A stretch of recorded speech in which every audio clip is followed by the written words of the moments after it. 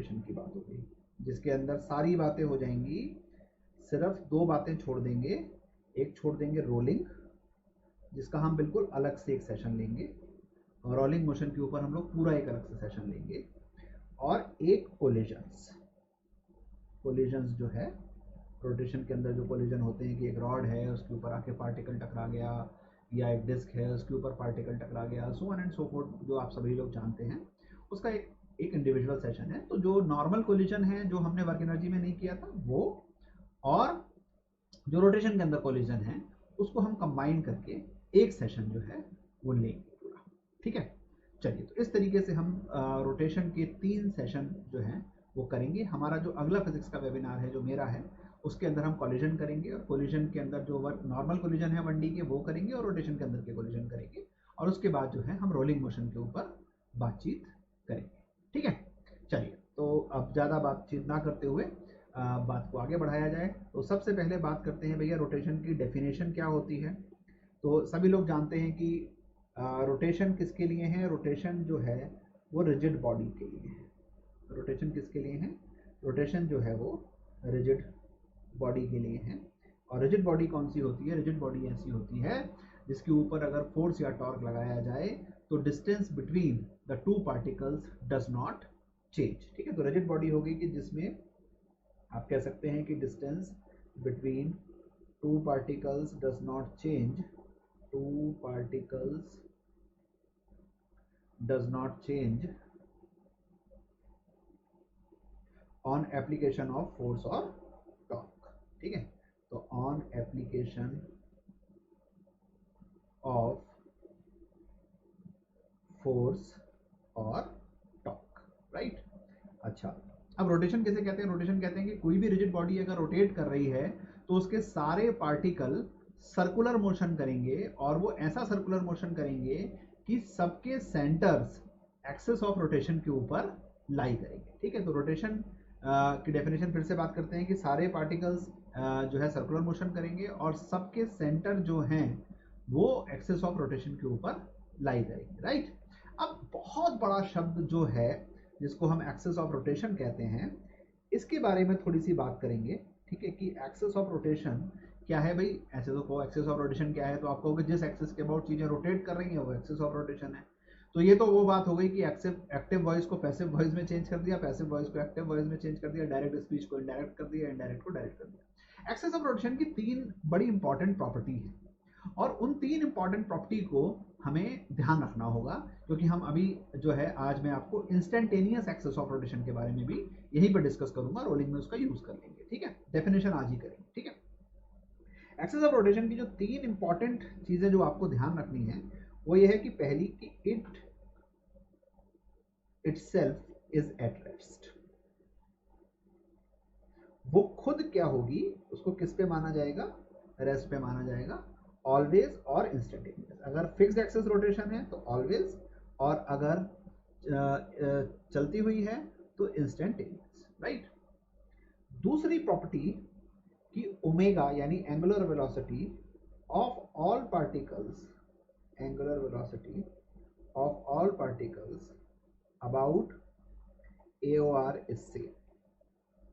सारे पार्टिकल्स की angular velocity अपनी एक्सिस के अबाउट जो होगी वो सेम होगी। ठीक है, और थर्ड बार की वेलोसिटी लीनियर वाली है ना, obviously, is proportional to the distance from the axis of rotation, is proportional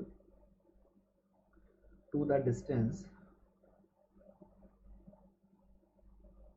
from the axis of rotation। ठीक है, तो कैसे रिलेट करते हैं हम इसको? V is equal to R times omega, ऐसे रिलेट करते हैं। ठीक है, तो जो एक्सेस होगी वो ऐसे, राइट। अब ये जो बहुत इंपॉर्टेंट टॉपिक है जिसके बारे में हम बार बार कह रहे हैं, 2019 में सबसे ज्यादा क्वेश्चन जो थे रोटेशन से आए मैकेनिक्स में। ठीक है, सबसे ज्यादा क्वेश्चन जो है रोटेशन से आए, अप्रॉक्सीमेटली करीब सारे सेशन मिला के 18 क्वेश्चन के करीब जो है, 17-18 क्वेश्चन के करीब आए। ठीक है, 2020 में जो जनवरी का एग्जाम हुआ उसमें भी जो है सारे सेशन मिला के 8 क्वेश्चन आए, यानी क्वेश्चन लास्ट ईयर के कंपैरिजन में कम आए। बट रोटेशन जो है, चाहे मेंस हो चाहे एडवांस हो, अपना वर्चस्व जो है अपना जो मेजॉरिटी है उसको बना के रखता है, और जब क्वेश्चन आता है तो बहुत अच्छा आता है। ठीक है, चलो। तो अब कोई भी चीज रोटेट कर रही है अपनी एक्सिस के अबाउट, तो जो हम लोगों ने बेसिक इक्वेशंस पढ़ी थी वो सारी वैलिड रहती हैं कि omega is equal to omega not plus alpha t जो सर्कुलर मोशन की है, या theta is equal to omega nought t plus half alpha t square, या omega square is equal to omega nought square plus twice alpha theta, right. तो ये equation सारी as it is valid रहेंगी। इसके अलावा जो हम नॉन यूनिफॉर्म एक्सेलरेशन के लिए बात करते थे वो भी सब एज इट इज ही रहेगा, कि ओमेगा को आप लिख सकते हैं D theta by d T, alpha को लिख सकते हैं आप D omega by d T, या अल्फा को आप लिख सकते हैं omega D omega by D theta, right. तो ये सारी चीज़ें जो हैं आप कर सकते हैं जब जो चीज़ें आपने बेसिकली सर्कुलर मोशन में की थी, राइट। चलिए अब आगे बात करते हैं। अब हम नेक्स्ट बात जो कर रहे हैं, इंपॉर्टेंट बात जो है, सबसे ज़्यादा क्वेश्चन जेई मेन में जिस टॉपिक से पूछे गए वो टॉपिक है मोमेंट ऑफ इनर्शिया। ठीक है, सबसे ज़्यादा क्वेश्चन जिस टॉपिक में से पूछे गए जेई मेन में वो टॉपिक है मोमेंट ऑफ इनर्शिया। आप अगर पुराने पेपर भी उठा के देख लोगे तो आपको क्लियरली दिखाई देगा कि मोमेंट ऑफ इनर्शिया में से ही सबसे ज़्यादा प्रॉब्लम्स जो हैं पूछे जाते हैं। तो इसलिए हम लोग मोमेंट ऑफ इनर्शिया के सारे 2019-20 के क्वेश्चन तो हम करेंगे ही करेंगे, और साथ में जनरल बातचीत भी कर लेते हैं कि भाई कैसे कैलकुलेट करना है, क्या करना है, जो आप लोगों को ध्यान में रखना। ठीक है, तो जैसा कि आप सब जानते हैं कि हम दो तरीके से इसकी कैलकुलेशन कर सकते हैं। एक तो बात करेंगे कि डिस्क्रीट पार्टिकल सिस्टम की। डिस्क्रीट पार्टिकल सिस्टम में जो मोमेंट ऑफ इनर्शिया दिया जाता है I, that is given as sigma mi ri square.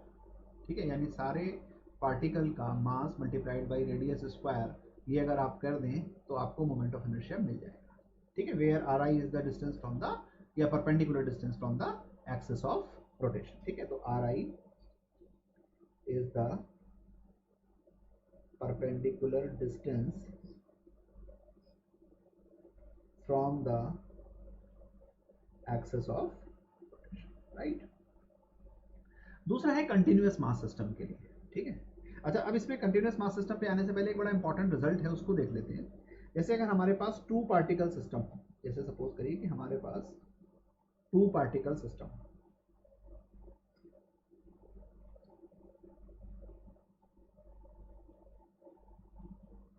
अब टू पार्टिकल सिस्टम सभी को पता है क्या होता है कि भाई दो पार्टिकल है हमारे पास, एक m1 मास का है, एक m2 मास का है। ये दोनों r डिस्टेंस अपार्ट हैं, और ये एक एक्सिस ऑफ रोटेशन है जो इनके सेंटर ऑफ मास से पास कर रही है।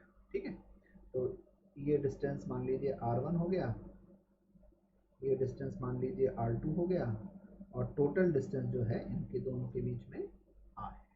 तो सेंटर ऑफ मास की नॉलेज से मुझे लगता है कि सबको ये बात ध्यान होनी चाहिए कि r1 की जो वैल्यू होती है वो होती है m2r upon m1 plus m2। देखिए टू पार्टिकल सिस्टम्स फिजिक्स में सबसे इंपॉर्टेंट है, अगर नहीं याद है तो अभी आप देख के इसको याद कर लीजिए। ठीक है, और r2 की वैल्यू होती है m1r upon m1 plus m2। ठीक है, तो मोमेंट ऑफ इनर्शिया जो लिखा जाता है सेंट्रोइडल एक्सिस के अबाउट, मतलब ये पॉइंट जो है हमने इसको सेंटर ऑफ मास मान लिया है, तो इसके अबाउट अगर आप मोमेंट ऑफ इनर्शिया लिखते हैं तो आप सिंपली लिख सकते हैं म्यू इंटू आर स्क्वायर। ठीक है, जहाँ पे म्यू क्या है, म्यू इज द रिड्यूस्ड मास। अब जिन लोगों को नहीं पता है रिड्यूस्ड मास क्या होता है उनको बता दें कि म्यू की वैल्यू जो होती है m1 m2 upon m1 plus m2 होती है। ठीक है, म्यू की वैल्यू जो होती है वो m1 m2 upon m1 plus m2 होती है, राइट। तो ये हमारा रिड्यूस मास हो गया, ये moment of inertia to particle system के लिए हो गया। अब हम बात करेंगे कि डिस्क्रीट के लिए, जिसमें सबसे ज़्यादा प्रॉब्लम्स अगर आप देखेंगे जेईई मेंस में पूछे गए हैं तो डिस्क्रीट पार्टिकल सिस्टम के लिए पूछे गए हैं। तो हम लोग बात कर लेते हैं डिस्क्रीट पार्टिकल सिस्टम की। सॉरी, डिस्क्रीट पार्टिकल सिस्टम तो हम डिस्कस कर चुके हैं, कंटिन्यूअस मास सिस्टम की। कंटिन्यूअस मास सिस्टम की, कंटिन्यूअस मास सिस्टम। तो कंटिन्यूस मास सिस्टम जो है वो कहता है कि भैया कभी भी मोमेंट ऑफ इनर्शिया कैलकुलेट करना है कंटिन्यूस मास सिस्टम का आई, तो वो हो जाएगा इंटीग्रल dm r स्क्वायर। तो वो हो जाएगा इंटीग्रल dm r स्क्वायर, जहाँ पे dm is the mass of the element considered. dm क्या है? Mass of element considered.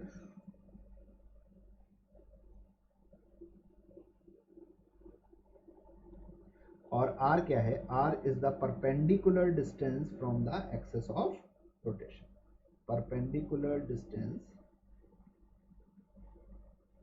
From the axis of rotation, right?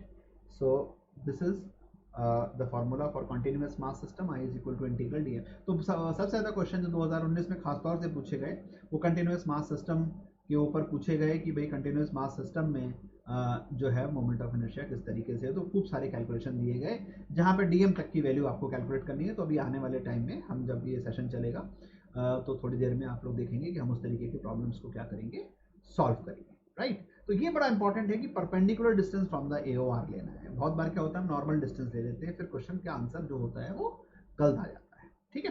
चलिए, तो ये बात हो गई भाई, एक हमारी इंपॉर्टेंट बात हो गई कि हमें मोमेंट ऑफ इनर्शिया ये है। अब मोमेंट ऑफ इनर्शिया में आप सभी जानते हैं कि दो थ्योरम्स होती हैं, एक होती है थ्योरम ऑफ पैरेलल एक्सिस और एक होती है theorem of perpendicular axis, right. तो मैं कुछ थ्योरम मैं प्रूव नहीं करूंगा, पढ़ाऊंगा नहीं, क्योंकि ऑब्वियस सी बात है इतना टाइम तो हमारे पास नहीं है, बट हाँ डिस्कस जरूर कर लेंगे। थ्योरम ऑफ पैरेलल एक्सिस कहती है कि भाई अगर कोई भी बॉडी है जिसका सेंटर के अबाउट आपको मोमेंट ऑफ इनर्शिया पता है, जैसे ये एक पॉइंट हो गया सेंटर ऑफ मास का और ये कोई जनरल पॉइंट हो गया P, इन दोनों के बीच में डिस्टेंस है D, और एक एक्सिस जो सेंटर ऑफ मास से पास हो रही है और एक एक्सिस जो P से पास हो रही है, तो हम हमेशा लिख सकते हैं कि IP is equal to IC plus m into d square, where m is the mass of this object जिसके बारे में आप बात कर रहे हैं, ठीक है। अच्छा, इसके बाद दूसरी थ्योरम जो है वो है थ्योरम ऑफ परपेंडिकुलर एक्सिस, ठीक है, theorem of perpendicular axis, right. अब ये जो है ना, इसमें काफ़ी बच्चे गड़बड़ करते हैं, तो इसमें एकदम ध्यान रखिए कि दिस थ्योरम इज आपके हम लोगों के लिए, जो हम लोग 11th-12th में हैं और तैयारी कर रहे हैं जो लोग, उसके लिए कि this is applicable only for plane lamina. This is applicable, 3D की बिल्कुल अलग होती है ये, ठीक है। This is applicable only for plane lamina. This is applicable only for plane lamina. Plane lamina मतलब 2D ऑब्जेक्ट, ठीक है। प्लेन लैमिना मतलब 2 डायमेंशनल ऑब्जेक्ट, राइट। अच्छा, तो इसको देखते हैं कि ये किस तरीके से कहती है और फिर सारे इंपॉर्टेंट फॉर्मूला को रिव्यू करके फटाफट क्वेश्चन करने का कार्यक्रम शुरुआत करते हैं, ठीक है। तो जैसे सपोज करिए कि ये कोई भी एक हमारे पास 2 डायमेंशनल ऑब्जेक्ट है, ठीक, कोई भी ये हमारे पास एक 2 डायमेंशनल ऑब्जेक्ट है, राइट। और इसके अंदर हम 3 एक्सेस ले लेते हैं एक्स, वाई और जेड, राइट। ये कोई भी इसके अंदर पॉइंट ले लीजिए या सेंटर पॉइंट ले लीजिए, ठीक है। तो ये हमारे 3 एक्सेस हो गई इसके अंदर, राइट। तो फॉर सिंप्लिसिटी हम सपोज कर लीजिए इसको x ले लेते हैं, इसको y ले लेते हैं और इसको z ले लेते हैं, ठीक है। तो जो ये पैरेलल एक्सिस थ्योरम है ये कहती है कि i z is equal to i x plus i y, right. तो ये जो है ये हमारी परपेंडिकुलर एक्सिस थ्योरम है, राइट।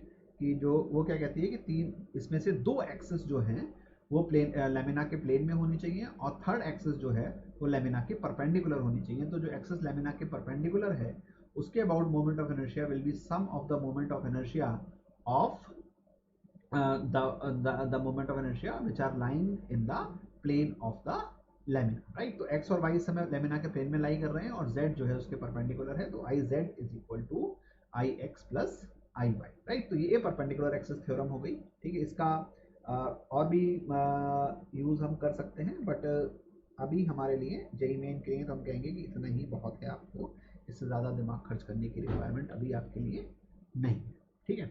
देन फिर आप लोगों ने सबने पढ़ा था टॉर्क ऑफ ए फोर्स। तो सिंपल है भाई, टॉर्क एक एक्सियल वेक्टर है रोटेशन के अंदर इस्तेमाल होने वाले सारे वेक्टर्स कैसे हैं, एक्सियल वेक्टर हैं, चाहे ओमेगा हो, चाहे अल्फा हो, चाहे टॉर्क हो, चाहे एंगुलर मोमेंटम हो, चाहे स्मॉल एंगुलर डिस्प्लेसमेंट थीटा भी हो, ठीक है। So torque is cross product of is r cross F, ठीक है। क्या पहले आएगा और क्या बाद में आएगा, यही पूरा इंपॉर्टेंस है, ठीक है।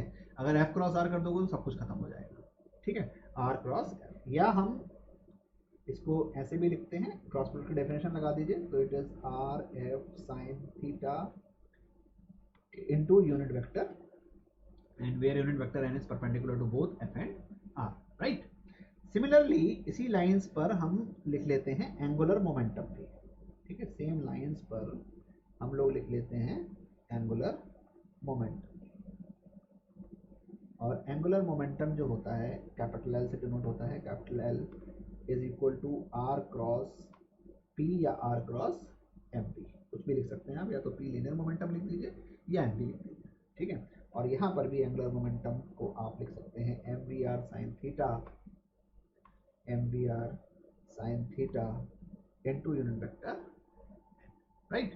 अब इन दोनों को ही टॉर्क को या एंगुलर मोमेंटम को हम एक और तरीके से लिखते हैं, हम ऐसे लिखते हैं मैग्नीट्यूड कि torque can be written as force multiplied by perpendicular distance, as well as angular momentum will also be written as कि mv multiplied by perpendicular distance. तो ये जो है हमें वो दे देते हैं, क्या दे देते हैं, इनका मैग्नीट्यूड दे देते हैं, और एंगुलर मोमेंटम का ये वाला एंगुलर मोमेंटम का मैग्नीट्यूड दे देगा। नॉर्मली तो आप क्या है जो क्रॉस प्रोडक्ट है उससे डायरेक्शन निकालते हैं, बट इन जनरल आप ये ध्यान रख सकते हैं कि अगर कोई भी चीज़ क्लॉकवाइज एंटी क्लॉकवाइज रोटेट कर रही है तो वेक्टर्स जो होते हैं out of the plane of the paper होते हैं, और कोई चीज़ अगर क्लॉकवाइज रोटेट कर रही है तो वेक्टर्स जो होते हैं into the plane of paper, right. चलिए टॉर्क एंगुलर मोमेंटम की बात हो गई, ठीक है। एंगुलर मोमेंटम रिजिड बॉडी के लिए कैसे लिखा जाता है कि angular momentum for a rigid body, angular momentum for a rigid body is given as L is equal to I omega, ठीक है। Angular momentum for a rigid body is given as L is equal to I omega, and remember that these are vectors, ठीक है। तो I is not obviously a vector and omega is a vector, ठीक है। तो L is equal to I omega, so these are vectors here, right। चलिए अब बात करते हैं यहीं पर न्यूटन की सेकंड लॉ इन रोटेशन की, Newton second law in rotation, Newton second law in rotation. तो न्यूटन की जैसे F is equal to M A होती है, ऐसे torque is equal to I alpha is the Newton second law in rotation, right. और you can say that torque is equal to I d omega by d t, ठीक है। I d omega by d t, right. चलिए अच्छा, if this torque, but this is obviously net torque, so if net torque is 0 then L is constant. This is law of conservation of angular momentum. तो torque को basically आप जो basic लिखते थे, जैसे हम लिखते थे कि force is rate of change of linear momentum, वैसे हम लिख सकते हैं torque is rate of change of angular momentum. So torque is equal to dl by dt. So if torque is 0, L is constant. This is law of conservation of angular momentum. This is law of, ये बहुत ज़्यादा useful law होती है जब हम खासतौर से advance की जब बात कर रहे होते हैं, एडवांस टाइप के क्वेश्चन की, कंजर्वेशन ऑफ।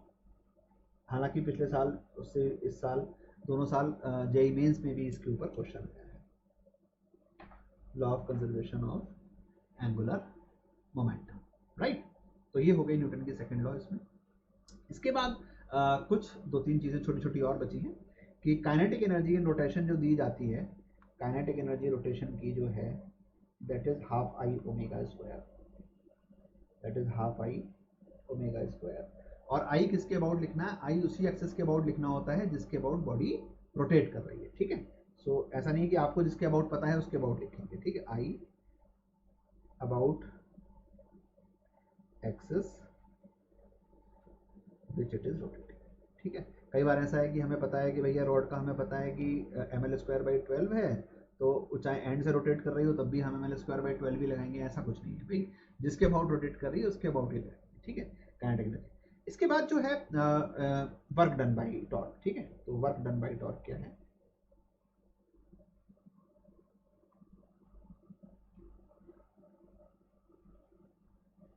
तो work done by torque W जो है that is integral tau d theta. ठीक है, that is integral tau d theta, right. So अब हमारा फार्मूलों की फेहरिस्त ऑलमोस्ट खत्म होने जा रही है। Similarly power delivered by torque क्या है? पावर डिलीवर्ड बाय टॉर्क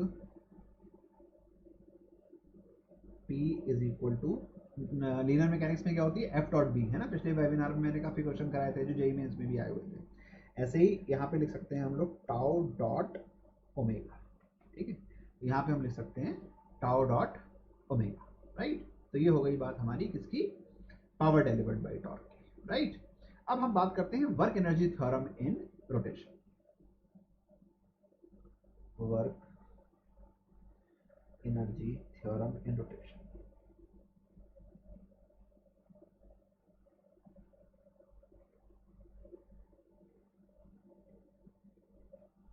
तो work energy theorem in rotation की हम बात कर रहे हैं। तो work done by all the forces, ठीक है, and torques obviously is equal to change in kinetic energy. अब यहाँ पर काइनेटिक एनर्जी ट्रांसलेशन भी लेनी है और काइनेटिक एनर्जी रोटेशनल भी लेनी है।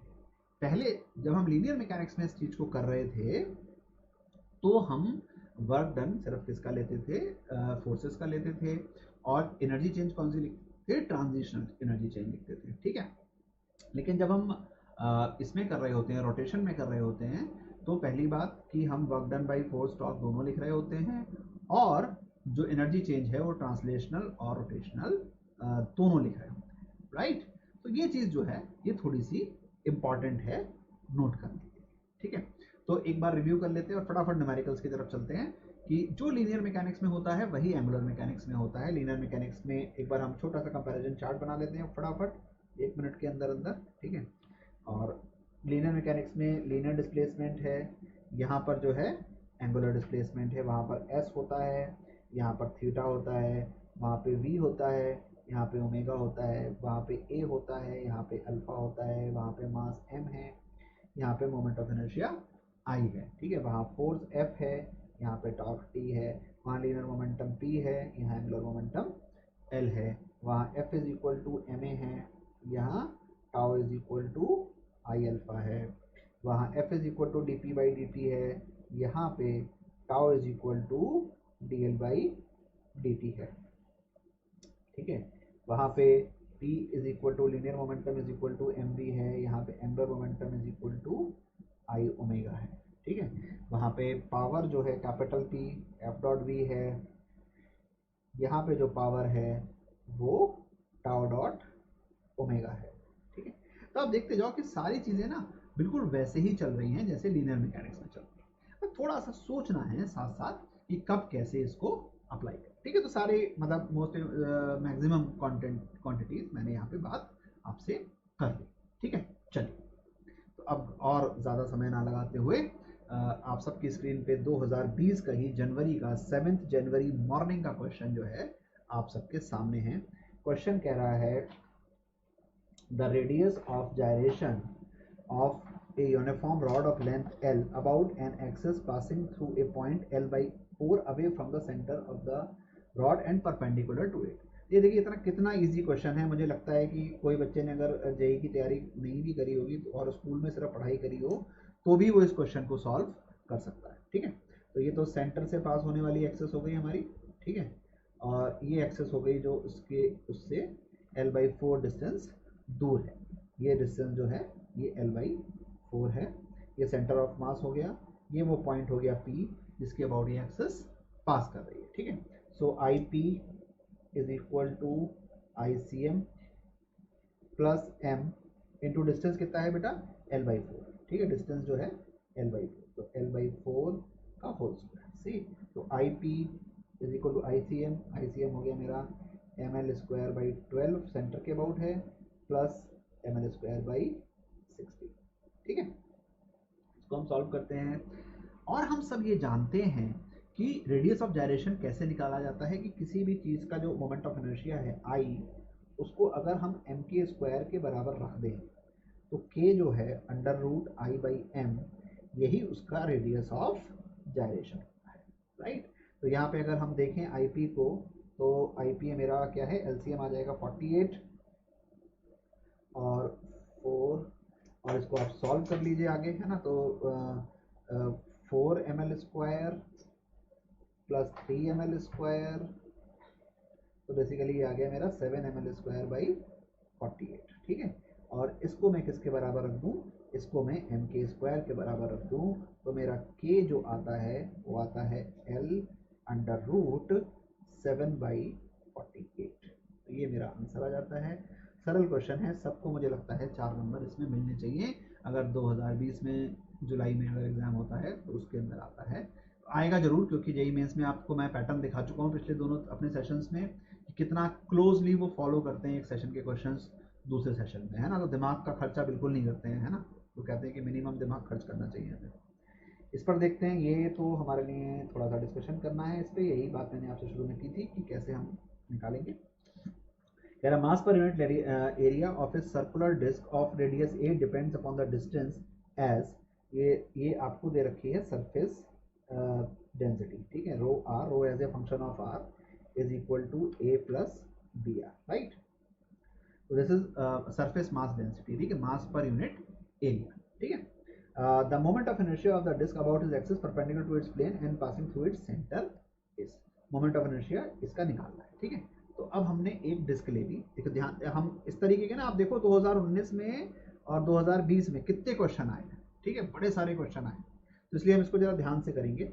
ये हमने एक सर्कुलर डिस्क ले ली, ठीक है, और अब इस डिस्क का मोमेंट ऑफ इनर्शिया निकालना है about an axis passing through this centre O. ठीक है, तो हम क्या करेंगे, हम एक रिंग कंसिडर कर लेंगे, इसके अंदर एक छोटी सी रिंग कंसिडर कर लेंगे। ये एक रिंग ले ली हमने, ठीक है, और इस रिंग की थिकनेस जो है वो dr हो जाएगी। अगर इसका रेडियस r है तो इसकी थिकनेस जो हो गई वो dr ले लेते हैं। ठीक है, तो इसका मैंने रेडियस ले लिया r, और ये जो थिकनेस है ये ले ली dr, राइट। और जो डिस्क का एक्चुअल एरिया, एक्चुअल रेडियस है, वो मान लेते हैं कि हम कुछ रिंग ऑफ रेडियस है, इसका रेडियस जो है a। ठीक है, रिंग का रेडियस जो है वो a, राइट। तो अब इस रिंग का, हम सब लोग जानते हैं कि रिंग का जो मोमेंट ऑफ इनर्शिया होता है वो होता है mr²। ठीक है, तो इसका मास जो है वो dm है, इसका मास जो हो गया इस रिंग का मास dm हो गया, राइट। सो di जो moment of inertia of the ring हो गया, वो हो गया dm इंटू r², राइट। एक रिंग है, इस रिंग का मास कितना हो गया बच्चों, dm हो गया, और कितना रेडियस हो गया, r हो गया, तो इसका मोमेंट ऑफ इनर्शिया कितना हो गया, dm इंटू r² हो गया, राइट। अब हमें dm की वैल्यू लिखनी है, तो dm क्या है, dm मास है, तो मास क्या होगा, वॉल्यूम इंटू डेंसिटी। ठीक है, तो इसकी थिकनेस तो है नहीं, तो area into the area of this ring, area density, mass density पर unit area, surface mass density multiplied by the area of this ring. ठीक है, तो dm की जगह पर हम लिख सकते हैं इसमें बेसिकली सिग्मा इंटू इसका सरकमफ्रेंस कितना हो गया 2πr, और इसकी थिकनेस कितनी हो गई dr, तो इसका एरिया कितना हो गया 2πr dr। ठीक है, तो सिग्मा इंटू 2πr dr। ठीक है, अब इसकी वैल्यू हम लगा देते हैं, सिग्मा की वैल्यू कितनी है भाई, a प्लस बी आर है। ठीक है, सो di में लिख दिया जाए सब कुछ अब फटाफट, कि a plus b r into 2πr dr into r²। ठीक है, इंटू r², क्योंकि फॉर्मूला में r² था। ठीक है, अब इसको सिंप्लीफाई जरा सा कर लेते हैं फटाफट। तो आप देखिए, एक तो 2π तो कॉमन ही आ गया है ना, 2π कॉमन आ गया, इसको इंटीग्रल से बाहर निकाल ले रहे हैं। अब अंदर क्या क्या बच रहा है, अंदर बच रहा है, अब देखिए जरा, a into r² dr, a into r² dr plus b into, आप देखिए b का साथ क्या क्या आ गया, एक r ये, एक r ये, एक r ये। ठीक है, तो a के साथ भी r³ हो जाएगा, क्योंकि 2π वाला भी r एक आएगा, r³ हो गया, और आर स्क्वायर बी आर 4, ठीक है, b r to the power 4 d r, ये आ गया, ठीक है। अब हमें पूरा अगर मोमेंट ऑफ इनर्शिया आई लिखना है तो इसको इंटीग्रल करना पड़ेगा, तो हमने इसको इंटीग्रल कर दिया 2 pi into integral a r cubed d r from 0 to a, from 0 to a plus, ठीक है, 2 पाई बी, इस ए भी निकाल सकते थे वैसे बाहर है ना, तो हम इसमें बी निकाल लेते हैं, 2 pi b into r 4 d r from 0 to a, ठीक है। इसको इंटीग्रेट कर दीजिए, इसको इंटीग्रेट कर देंगे तो आपको क्या है मिल जाएगा, यहाँ पे i is equal to 2 pi into यहाँ पर आपको मिल जाएगा a इंटू स्मॉल a की पावर 4/4, ठीक है, प्लस 2 पाई तो हमने कॉमन ले लिया है, तो b into a to the power 5/5, a to the power 5/5, right. तो इसको आप लोग जो है वो कॉमन निकाल लीजिए सब चीज़, तो आपको फाइनली जो आंसर मिल रहा है वो ये मिल रहा है 2 पाई a4, वो दिख भी रहा है सबको, जो मिल रहा है आंसर वो है a/4 plus ba/5 plus ba/5, right. तो ये जो है हमारा जो है ऑप्शन नंबर 2 जो है वो हो गया, तो ये हमारा आंसर यहाँ पर आ गया, राइट। तो इस तरीके के बड़े सारे प्रॉब्लम्स जो हैं वो रोटेशन के अंदर आए हुए हैं 2019 में भी और 20 में भी, ठीक है। तो इसको जरा सा ध्यान से आप सब लोग रखें, अब आने वाले क्वेश्चंस में भी हम इसको करेंगे, ठीक है। चलिए 2020 में ये 9 जनवरी मॉर्निंग का क्वेश्चन है, इसको देखते हैं ये क्या कहता है। ये क्वेश्चन कह रहा है कि 3 solid spheres each of mass m and diameter d are stuck together such that the line connecting the centers form an equilateral triangle of side d. I0 by Ia of the moment of inertia I0 of the system about an axis passing through the centroid of the center of any of the spheres and I is perpendicular to the plane of the triangle is, ठीक है। तो एक तो बात ये हो गई कि Ia क्या है, मतलब उस किसी भी सेंटर, किसी भी ए स्फीयर के सेंटर से पास होने वाला है। तो Ia अगर मुझे लिखना है तो मैं कैसे लिखूंगा, Ia मतलब मोमेंट ऑफ इनर्शिया अबाउट ए, तो ए का अपना देखिए इन सबका डायमीटर d है, तो रेडियस कितना हो गया, d/2 हो गया, ठीक है। तो ए का अपना मोमेंट ऑफ इनर्शिया कितना हो गया, 2/5 mr स्क्वायर, तो 2/5 mr की जगह हमें लिखना पड़ेगा d/2 का स्क्वायर, ठीक है, प्लस अब देखिए जो स्फीयर नंबर बी है और स्फीयर नंबर सी, जो दोनों स्फीयर हैं इनका अपना मोमेंट ऑफ इनर्शिया और इन्हें ट्रांसफर करना है कहां पर, ए के सेंटर पे, तो कौन सी थ्योरम यूज होगी, पैरेलल एक्सिस थ्योरम होगी। तो प्लस इसको मैं ऐसे ब्रैकेट में डाल रहा हूं 2/5 m d/2 squared plus md square, ये बी का भी हो गया और ये सी का भी हो गया, तो इसलिए इसको किससे मल्टीप्लाई कर देंगे, 2 से मल्टीप्लाई। तो ये मोमेंट ऑफ इनर्शिया अबाउट कितने आ गया, ए आ गया, राइट। अब हम ओ के अबाउट देखें, तो अब देखिए आप ओ ए, ओ बी और ओ सी तीनों जो हैं वो इक्वल है, ओ ए, ओ बी और ओ सी तीनों इक्वल होंगे, O A will be equal to O B will be equal to O C, ठीक है, और ये होना चाहिए, होंगे मेरे हिसाब से d/√3, राइट।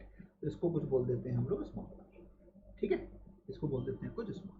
अब ओ के अबाउट देखना है, तो तीनों स्फीयर का मोमेंट ऑफ इनर्शिया अपने अबाउट और प्लस इतना डिस्टेंस शिफ्ट करना पड़ेगा किससे, पैरेलल एक्सिस थ्योरम से, right. So moment of inertia about O will be equal to 2/5 m d/2 squared plus m into d/√3 squared, और ये तीनों स्फीयर के लिए हैं इसलिए ये मल्टीप्लाइड बाई 3, ठीक है। और इसका जब हम रेशियो निकालते हैं IO by IA, तो मैं यहाँ पे सॉल्व तो नहीं कर रहा हूँ क्योंकि सॉल्व करने में तो काफ़ी समय लगेगा, समय हमें इस काम में बर्बाद नहीं करना कि हम प्लस माइनस करें, तो ये आ रहा है 13/23, right. So this is how it can be done. तो लिखना जरूरी है, तो सिंपल देखिए सबसे ज्यादा यूज इसमें किसका हुआ, इसमें यूज हुआ पैरेलल एक्सिस थ्योरम का, इसमें यूज किसका हुआ, पैरेलल एक्सिस थ्योरम का यूज हुआ, और ये बात तो बिल्कुल फैक्ट है कि आपको मोमेंट ऑफ इनर्शिया इतने ज़बरदस्त याद होने चाहिए कि रात को भी कोई उठाए तो आपको याद रहे, वो आप बोल पाए। ठीक है, चलिए अगला क्वेश्चन करा जाए। कह रहा है कि a thin circular plate of mass m and radius r has a density varying as rho is equal to rho naught r, rho is equal to rho naught r। ठीक है, where rho naught is a constant and r is the distance from the center, the moment of inertia of the circular plate about an axis of perpendicular to the plane and passing through the edge, देखिए बहुत ध्यान से, perpendicular to the plane and passing through the edge is alpha mr square, the value of alpha या a is। ठीक है, तो centre के about नहीं निकालनी है, किसके अबाउट निकालनी है, एज से पास होते हुए निकालनी है। तो पहले तो सेंटर के अबाउट ही निकालनी पड़ेगी। ठीक है, तो चलिए तो सबसे पहले क्या कंसिडर करें, एक डिस्क हो गई हमारे पास, हमें पता है डिस्क है जिसका मास m है और रेडियस r है, तो हमने एक डिस्क बना ली जिसका मास m रेडियस r हो गया। ठीक है, इसके अंदर फिर हम पिछले क्वेश्चन की तरह क्या करेंगे, एक स्मॉल r रेडियस की जो है रिंग को कंसिडर करेंगे। तो हमने एक स्मॉल r रेडियस की इसके अंदर रिंग को कंसिडर किया। ठीक है, तो इस रिंग का रेडियस हमने r ले लिया और इसकी थिकनेस जो है वो dr ले ली और इस रिंग का मास जो है वो dm हो गया और जो बड़ी रिंग है एक्चुअल जो डिस्क है उसका रेडियस कैपिटल r। ठीक है, तो इसका जो मास हुआ इस रिंग का वो हुआ रो मतलब रो की वैल्यू डाल देंगे, rho not into r into 2πr dr into 2πr। ठीक है, तो पहले हम मास निकाल लें क्योंकि हमें डिस्क का मास नहीं पता है, तो पैरेलल एक्सिस या परपेंडिकुलर एक्सिस थ्योरम लगाने के लिए हमें उसकी ज़रूरत पड़ेगी। तो जो m हो गया मेरा वो हो गया रो नॉट 2π रो नॉट कॉमन ले लेते हैं, कांस्टेंट है बाहर ले लेते हैं, अंदर r into r square d are हो गया, तो r स्क्वायर डी आर और कहाँ से कहाँ तक जाएगा ये, 0 से कैपिटल R तक जाएगा। कहाँ से कहाँ तक जाएगा, 0 से कैपिटल R तक जाएगा। तो m की वैल्यू हो गई 2π rho not into r cubed by 3। तो एक चीज़ तो हमें ये मिल गई। ठीक है, मास मिल गया इसका। अब इसका मोमेंट ऑफ इनर्शिया कैलकुलेट करते हैं। So d I will be equal to dm into r square, यही होता है। ठीक है, सो डी आई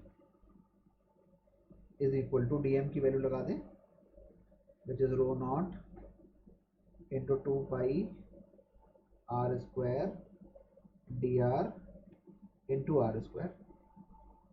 ठीक है, सो डी आई की वैल्यू जो हो गई हमारी वो अब 2π रो नॉट बाहर आ गया, r square into r square कितना हो गया, r power 4 into d are.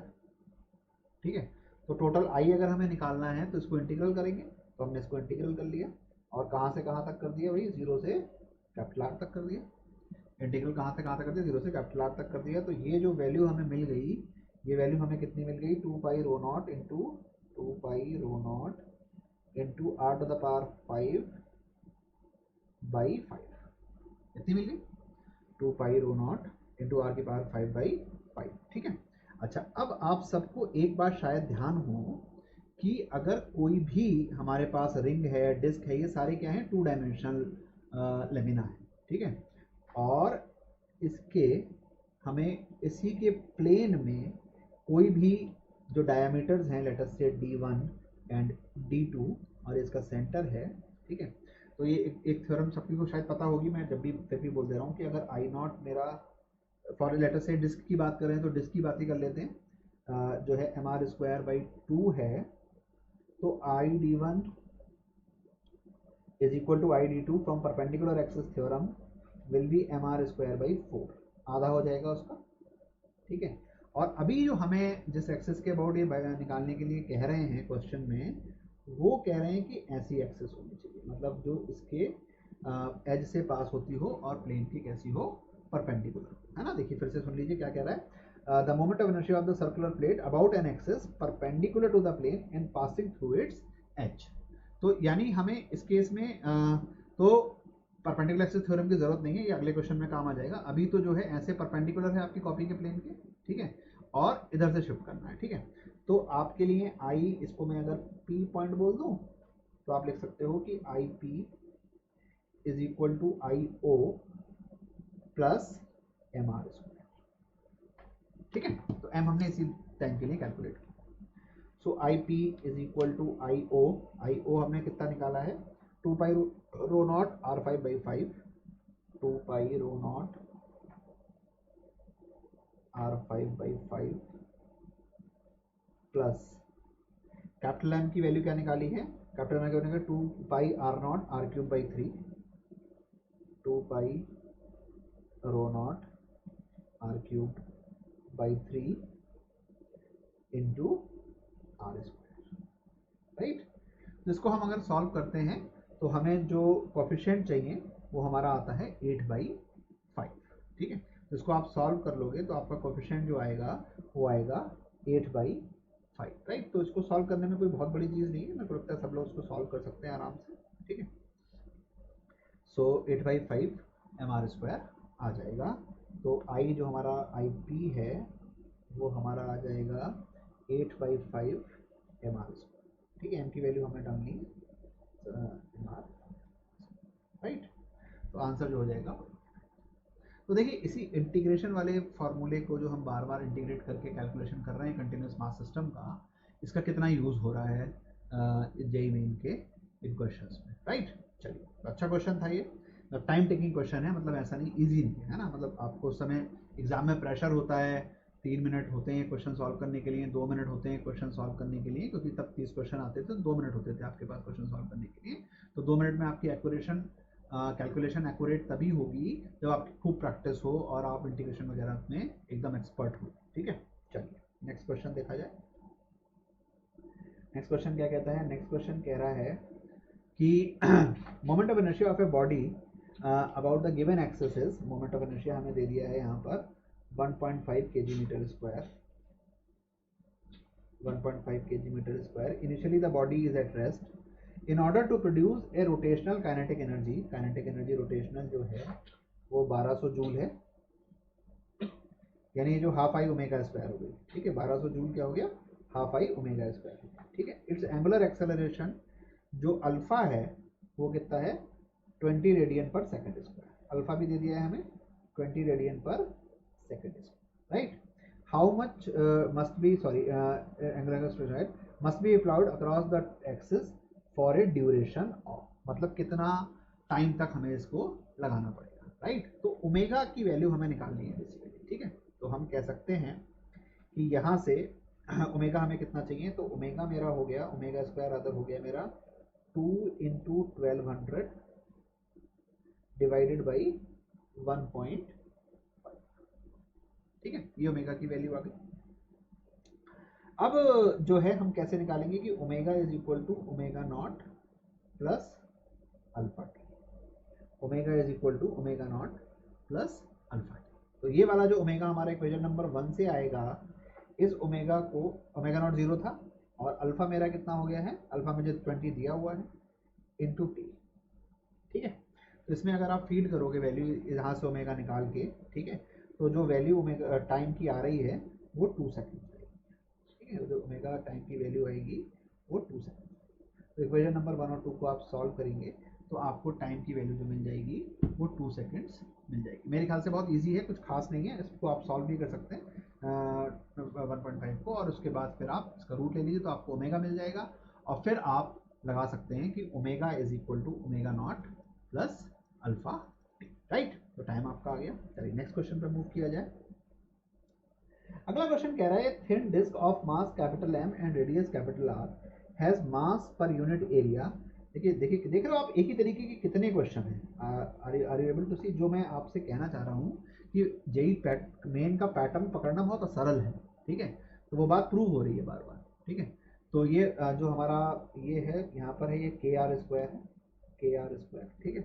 Where r is the distance from the centre, the moment of inertia about an axis passing through the centre of mass and perpendicular to its plane. ये और ज़्यादा easy है, मुझे लगता नहीं है कि इसको हमें बहुत ज़्यादा करना चाहिए, क्योंकि मैं 3 क्वेश्चन इस तरीके कर चुका हूँ। बट फिर से मैं आपको बता दूँ, ये डिस्क है, इसके अंदर आप एक रिंग लेंगे जो आर रेडियस की होगी, थिकनेस डी आर की होगी, उस रिंग का आप जो है वो लिख देंगे ये डी आर हो गया, इस रिंग का मास डी एम हो गया, ठीक है।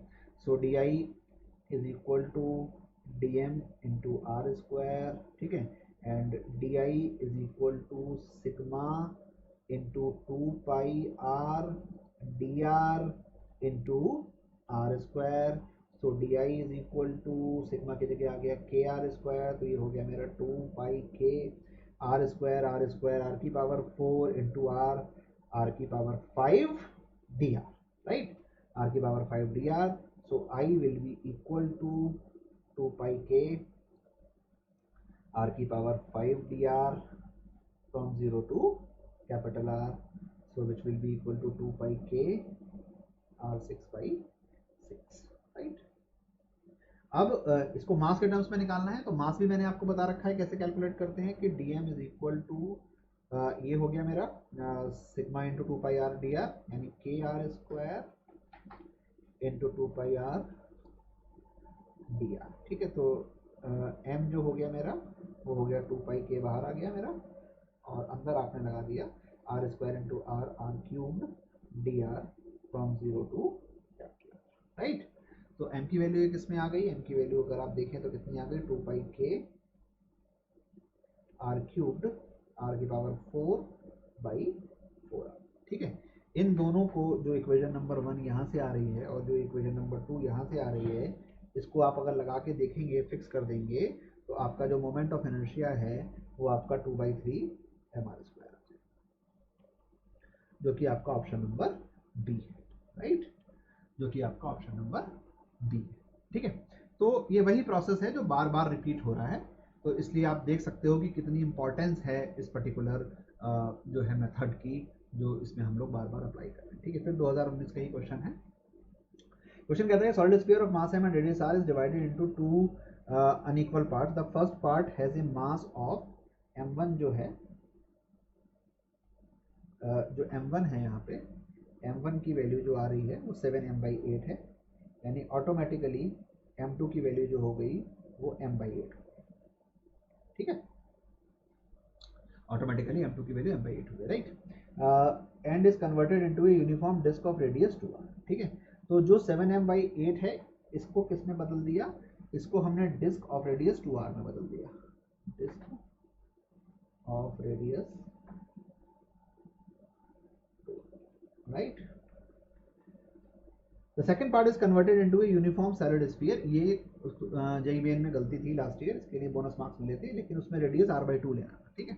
तो हमने इसको बदल दिया इसमें स्फीयर में of radius r/2, sphere of radius r/2। Let I1 be the moment of inertia of the disk about the axis, I2 is the moment of inertia of the sphere about this axis, then I1 upon I2 is given। बहुत tough कुछ भी नहीं है इसमें, simple सा है कि I1 में moment of inertia of disc लगाएंगे और I2 में moment of inertia of sphere लगाएंगे।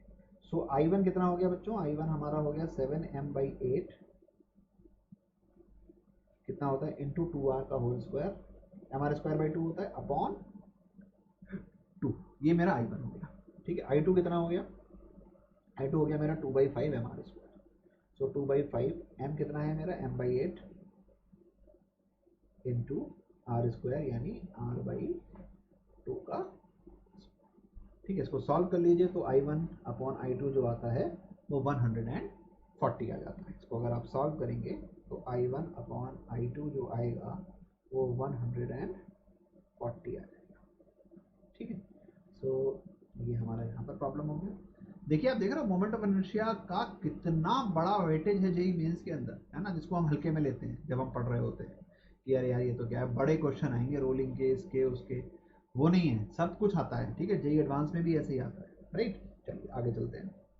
अभी भी क्वेश्चन की आत्मा नहीं बदली है, क्वेश्चन की आत्मा अभी भी वही है जो चली आ रही है देर से हम लोग पढ़ रहे हैं।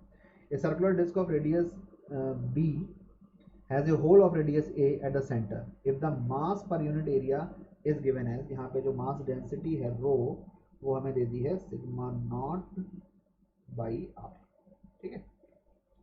then the radius of gyration of the disk about the axis passing through the center is, ठीक है। तो इसमें क्या करना है कि सेंटर में से पास होने वाली डिस्क का के एक्सिस पे से इसका आपको वो निकालना है। ठीक है, तो देखते हैं कि कैसे हम करते हैं।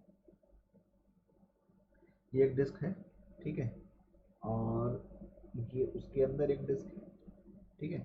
अब यहाँ पे हम फिर से वही करेंगे, क्या करेंगे कि एक रिंग लेंगे रेडियस आर की और थिकनेस डी आर की, ठीक है। तो radius r, thickness d r, ठीक है। तो ये हमें डेटा दिया हुआ है, ये जो है ये ए है, ये ए है, ठीक है। ये जो है ये बी है, ठीक है।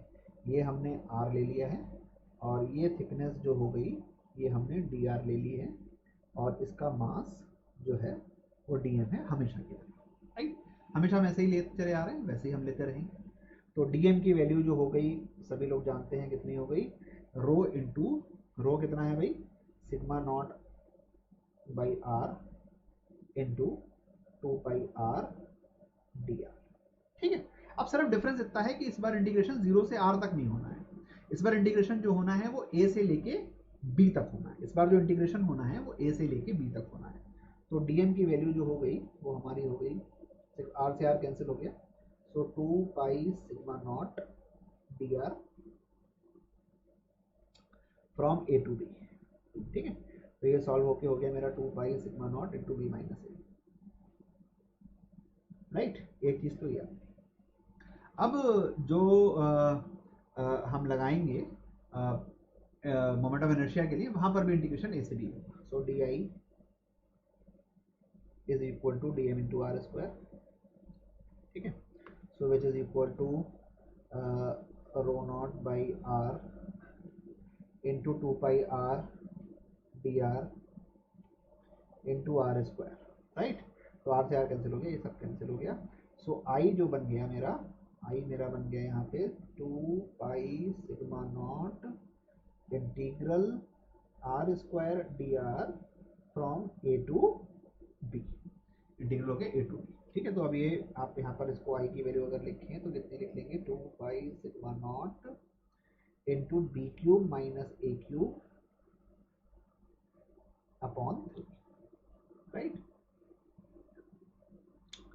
अब जो है आपको क्या लगाना है, आपको वही लगाना है जो हमने आपको पहले बताया था कि I is equal to m k square लगाना है, I is equal to m k square लगाना है। आपको I पता है इक्वेशन नंबर 2 से, आपको M पता है इक्वेशन नंबर 1 से, के स्क्वायर की वैल्यू निकाल दीजिए, और के की वैल्यू जो सॉल्व होके आ रही है वो ऑप्शन नंबर सी आ रही है। तो मैं उसमें समय का, तो मैंने पहले कहा कि मैं प्लस माइनस में टाइम नहीं लगाऊंगा। के की वैल्यू जो आ रही है वो आ रही है a square plus b square plus a b by 3। आप सभी मेरे को लगता है कि a cube minus b cube के फैक्टर्स जानते होंगे, ठीक है। तो a cube minus b cube के फैक्टर जानते हैं तो आपके लिए कुछ भी नहीं है, a minus b into a square plus a b, तो ए माइनस बी सामने दिख रहा है कैंसिल होता हुआ, और ये आंसर आता होगा, ठीक है। चलिए